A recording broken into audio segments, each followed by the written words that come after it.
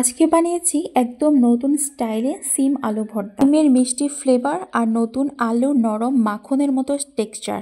উফ, এমন স্বাদ হলে ভাতের প্লেট কখন ফাঁকা হয়ে যাবে বুঝতেই পারবেন না। এভাবে কেউ আগে ট্রাই করেছে কিনা জানি না, তবে এই ভর্তার স্বাদ যে একবার পেয়েছে সে কখনোই এই স্বাদ ভুলতে পারবে না। মরিচের ঝাল আর সাথে আছে লুকানো টুইস্ট। এই স্বাদ একবার নিলে প্রতিদিনই চাই। ভিডিও না টেনে পুরো ভিডিওটি দেখুন। চলুন শুরু করে।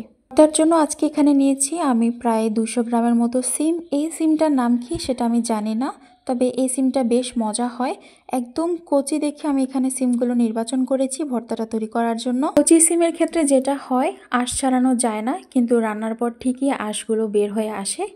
দেখুন, আমি একটা সিমের আঁশ ছাড়ানোর চেষ্টা করলাম, তো কোনো আঁশই বের হয়নি। তাই এখন আমি যেটা করব, এই আঁশ সহ আগে সিমটাকে সিদ্ধ করে নেব। যেহেতু সিম আলু ভর্তা তাই আলু তো থাকবেই। আমি একটি মাঝারি সাইজের নতুন আলুকে গোল গোল করে কেটে নিয়েছি, সাথে নিয়েছি বেশ কিছু কাঁচামরিচ আর নিয়েছি রসুন। কড়াইয়ে আমি 1 গ্লাস পরিমাণ পানি দিয়েছি। এখানে প্রায় 250 ml মতো পানি আছে। এর মধ্যে আমি সিম, আলু, রসুন এবং কাঁচামরিচগুলোকে দিয়ে দিয়েছি। সাথে দিয়ে দিচ্ছি স্বাদ অনুযায়ী লবণ। এখানে আমি 1/2 চামচ লবণ ব্যবহার করেছি। সিম এবং আলু সিদ্ধ করার জন্য এমনভাবে পানি দিতে হবে যেন সিম আলু যথাযথভাবে সিদ্ধ হয়ে যাবে, কিন্তু কোনো ধরনের পানি আর অবশিষ্ট না থাকে। সিদ্ধ করে যদি পানিটাই ফেলে দেওয়া হয় তাহলে পানির সাথে তো সিমের পুষ্টিগুণও চলে যায়, তাই না? তাই অল্প করে পানি দিবেন যাতে করে সিমটা সুন্দরভাবে সিদ্ধ হয়, সেই সাথে কোনো পানি আর অবশিষ্ট না থাকে। দেখুন আপনারা, আমার আলুগুলো খুব সুন্দরভাবে সিদ্ধ হয়েছে। শিমগুলো একদমই সফট হয়ে গিয়েছে, কিন্তু কোনো পানি আর কড়াইতে অবশিষ্ট নেই। আমার শিম আলু সিদ্ধ হতে প্রায় 12 মিনিটের মতো সময় লেগেছে। যেহেতু সিম এবং আলু দুইটাই বেশ ফ্রেশ ছিল তাই সিদ্ধ হতে সময় লাগেনি। রসুনটাও খুবই সফট হয়ে গিয়েছে। এবার নেক্সট স্টেপে চলে যাচ্ছি। আর এগুলোকে একটি ছড়ানো প্লেটে নিয়ে নিব যাতে করে ঠান্ডা হয়ে যায়। একটা ছড়ানো প্লেটে সিম আলুকে নিয়ে নিয়েছি। এবার সিমের খোসাটা ছাড়িয়ে নিব। আপনারা এবার একটু লক্ষ্য করলে দেখতে পাবেন কত সুন্দরভাবে সিমের আঁশটি ছাড়ানো যাচ্ছে। সিমটা যখন কাঁচা ছিল সেই সময় কিন্তু এভাবে এত সুন্দরভাবে সিমের আঁশগুলো উঠে আসেনি। তাই আপনারা সিম আলু ভর্তা করার সময় এভাবে আগে সিমটাকে সিদ্ধ করে নেবেন।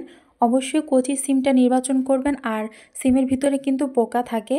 সিমটা আপনারা সিদ্ধ করার আগে একটু চেক করে নেবেন। দেখলেন তো, সিমটাকে সিদ্ধ করার পর কত সহজেই সিমের আঁশগুলো ছাড়ানো যাচ্ছে। এভাবে করে আমি বাকি সবগুলো সিমের আঁশগুলোকে ছাড়িয়ে নিয়েছি।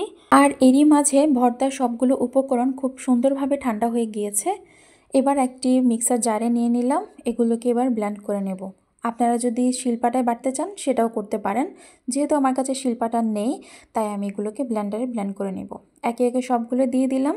কোনো ধরনের পানি এখানে প্রয়োজন নেই। খুব সুন্দর একটি আঠালো পেস্ট তৈরি হয়ে যাবে। যেহেতু নতুন আলুগুলো একটু আঠালো হয় আর এই সিম ভর্তাটাও একটু আঠালো টাইপের হবে। এবার চলে যাচ্ছি আমাদের ফাইনাল স্টেপে। একটা প্যান গরম করে তাতে 1 টেবিল চামচের মতো সরিষার তেল দিয়েছি। তেলটাকে গরম করে আমি এখানে একটি বড় সাইজের পেঁয়াজ কুচি করে দিয়ে দিলাম। এবার পেঁয়াজটাকে ব্রাউন করে ভেজে নিতে হবে। আপনারা যদি এই ভর্তাটা বানিয়ে 3-4 দিন ফ্রিজে রেখে খেতে চান সেক্ষেত্রে পেঁয়াজটাকে একটু ভালো করে গোল্ডেন ব্রাউন করে ভেজে নেবেন।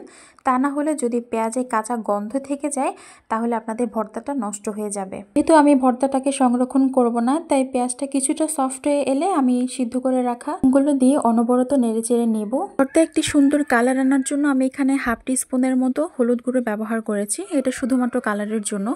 আর সাথে দিয়ে দিচ্ছি আমি 1 মুঠ ধনিয়া পাতা। তাই থাকা সমস্ত পানি যখন শুকিয়ে আসবে তখন আমি এখানে 1 টেবিল চামচ কাঁচা সরিষার তেল দিয়ে দিব, যাতে করে ভর্তার মধ্যে ফ্রেশ একটি সরিষার তেলের ফ্লেভার পাওয়া যায়। আপনারা ভর্তার মধ্যে যতটুকু তেল ব্যবহার করবেন একবারে না দিয়ে সেটা 2 বারে দিবেন। শুরুতে একবার দিবেন এবং শেষে একবার দিবেন, করে ভর্তাটা খেতে বেশি ভালো লাগবে। সমস্ত পানি শুকিয়ে গেছে এবং নতুন আলু দেওয়ার কারণে ভর্তাটা বেশ আঠালো হয়ে গেছে।